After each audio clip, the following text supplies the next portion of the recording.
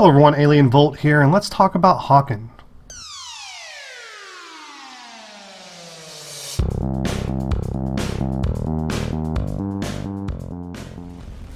Alright, let's get into this. Now, Hawken is actually one of my favorite games, and it's free to play.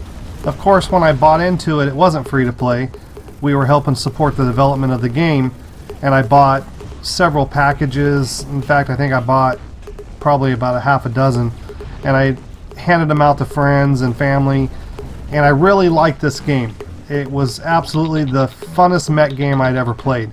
It's very fast-paced. It's, you know, similar to Titanfall, which came out afterwards, but Titanfall you get to play as a pilot as well, which is very similar to Call of Duty.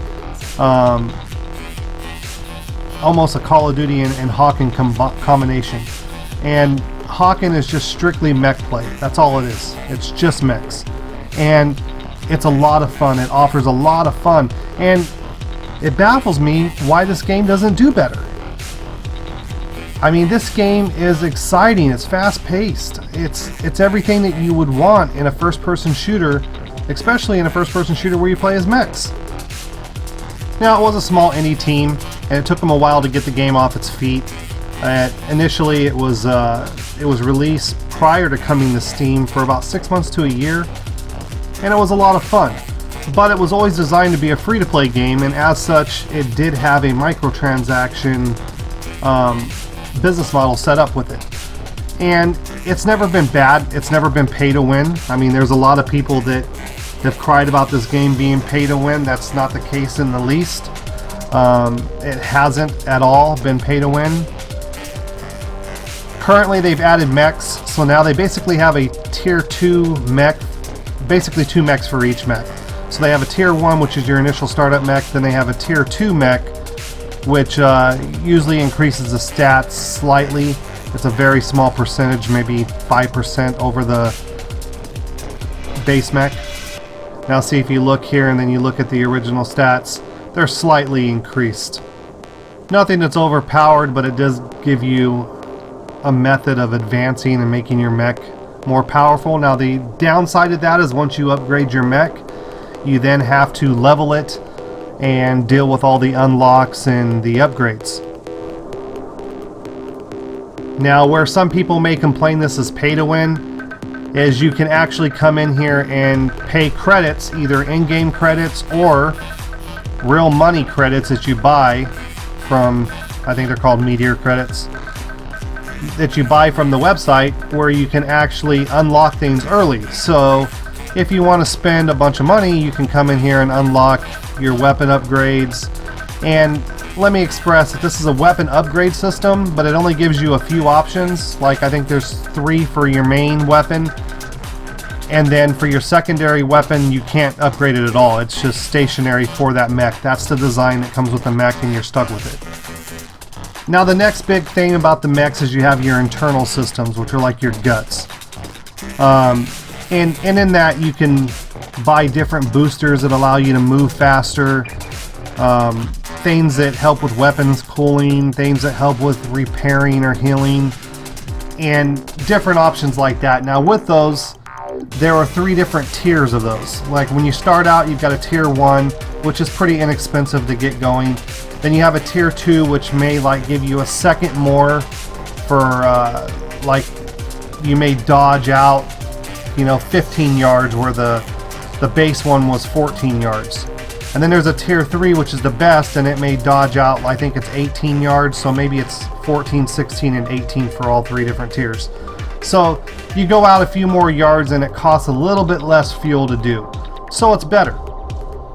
At the same time, it takes up more slots, and it takes time to level and unlock those, or you can unlock it early, which again, some people may consider pay to win. It's really not. It's more of a pay to progress, but it's a free to play game. So they've got to make their money somewhere. I mean, you've got to pay to have servers running. You've got to pay staff to keep the game's updates and stuff like that, work with anti-cheat programs, different things like that to keep it up and running. So they've considered their options, and they went with a business model that basically allowed them to make money through selling upgrades. or early unlocks is basically what it is. Now you don't have to buy it. There's nothing in this game that's necessary that you have to buy these credits and buy the game with. You don't. There's nothing in here that's necessary. Now there are consumables, and I've heard people mention that that's pay to win. Consumables are only usable in co-ops. So if you want to get with a group of friends and you want to play against AI, then sure, by all means, use them all you want. I mean, if that's what you need to make the game a little bit easier for you, who cares? It's co-op. It's not usable in multiplayer, so there's no advantage in a competitive field, so I mean, who cares? Now, next they've got these different body styles and paint work that you can do with these mechs. Now, you can buy different body styles or just different body patterns that are like paint jobs that are already made. Now, you can also go in and buy different paint jobs, and when you buy these, they pretty much unlock for every mech. So, with the exception, let me say that's the paint jobs, not the actual body parts. The body parts actually used to unlock for all the mechs too, with the exception of the special painted body parts. Those ones were unique to that mech. But now, they're all sold separately, so every mech, like when they relaunched this game where they were going to do this new PC relaunch and everything was going to be better, well, my account wouldn't sync up, so I had to start my account over from scratch, and I lost my levels of all my mechs as well as my pilot levels. And I thought, well, that really sucks, but they gave me a bunch of meteor credits and in-game currency to make up for it so I could repurchase my stuff. The only thing is I have to re-level it all.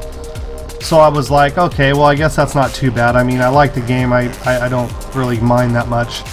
My, pilot was pretty much top level, so was my mech. So at least the main mech that I played, it was the Berserker. I mean, it was really the only one that I had maxed out. The other ones were all low level, so it didn't really matter. But when I went back in to buy some of my body parts where I had my mechs to look different than their original design, I had to buy them all individually, so my money started going really quick, and I was like, hey, wait a minute. What happened? Well, it's something they did where they changed the system to make more money, I guess, for the game, is that now that if you buy different legs and you unlock them, it's only unlocked for that one mech, not for the stage or the tier 2 mech or any of the other light classes. You can't use the parts, which kind of sucked. I mean, that's kind of shitty, but I understand they got to make money, fine. But I'm sure a lot of people weren't too happy about that.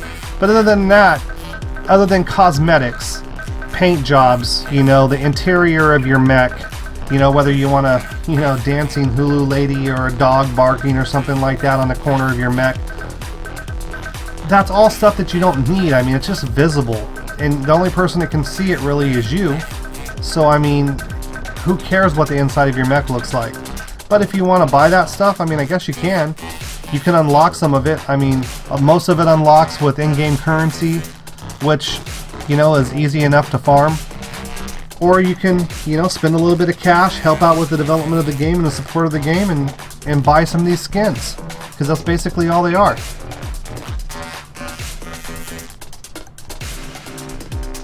I mean, some people may argue that you should only be able to buy and unlock the stuff if you've earned the level to unlock it. But, I mean, realistically, does it really matter? I mean, if you're going to spend the real cash to unlock it, does it really matter if you've leveled up to level 5 to unlock a part, or whether you're level 1? Pay to progress, people. Pay to progress, not pay to win. Because anyone can come in here and play this game and earn enough credits to unlock this stuff.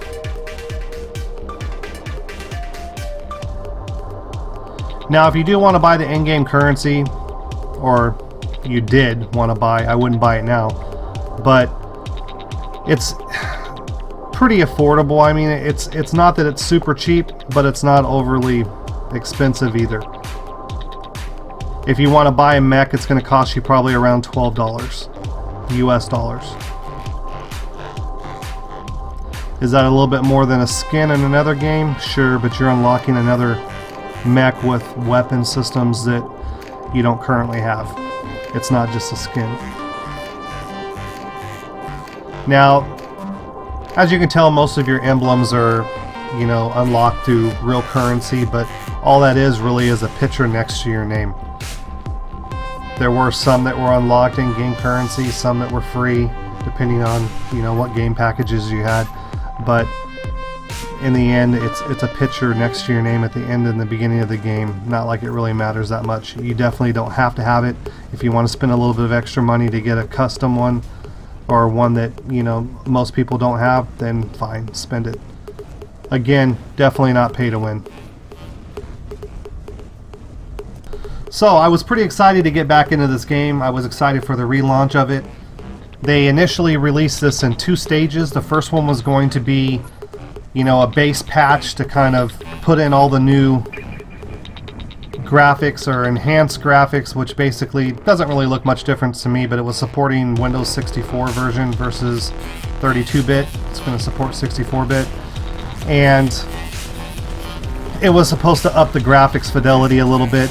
They already did these updates for console, so they were coming into PC, which is why they didn't touch this game for a year. They were working on the console release.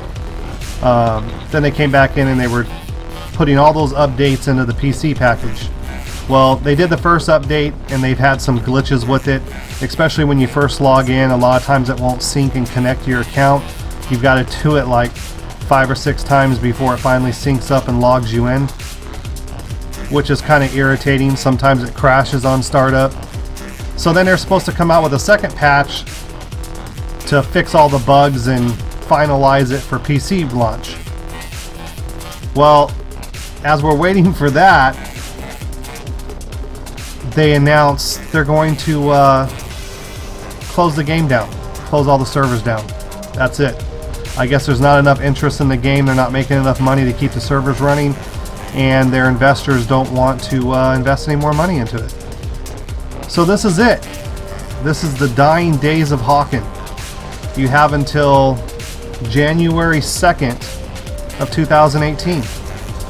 So just over a couple months left to play this game if you haven't played it. Now a lot of people say, well, the community's dead. The community's dead. There's no one playing this game. You're right. There's not a lot of people playing the game right now. But that's because a lot of people lost their mechs. A lot of people lost their accounts when they switched over to the new games because their old files were corrupted because they hadn't touched them in a year. So they did no server maintenance and they cost everyone, or a lot of people, their accounts. Now when you put the tickets back in, they did give you some compensation to get everything back, with the exception you couldn't have your levels. Like, I didn't get my levels back. But, I mean, I was reasonably satisfied with their, you know, response and what they did for me. But at the same time, yeah, it did suck. And I could see some people being upset, especially if they've dumped a bunch of money into that. But all you had to do was pull your logs from Steam or PayPal, however you paid them, and they would reimburse you with whatever credits you originally bought, and then some. And that's what they did for me. They gave me compensation of credits that I had originally purchased and gave me some extra credits, so that way I could, you know, to make up for the inconvenience. Now, obviously, a lot of people, that wasn't enough. That, or they didn't take the time to contact them and ask for their credits back. Either way, I don't know what exactly happened, but the community basically went downhill. There's not very many people playing it, and so they pulled the plug. So that's basically why I made this video, was to talk about what's happened with Hawken, you know, the complaints, people that don't really understand the game system. It's not pay to win, and it never has been. And you know, it's a very fun game. I mean, I'm actually really disappointed. I'm bummed out that, you know, they're going to close this game down. I wish there was some way to only play single player without connecting to a server. I wish you could just host your own.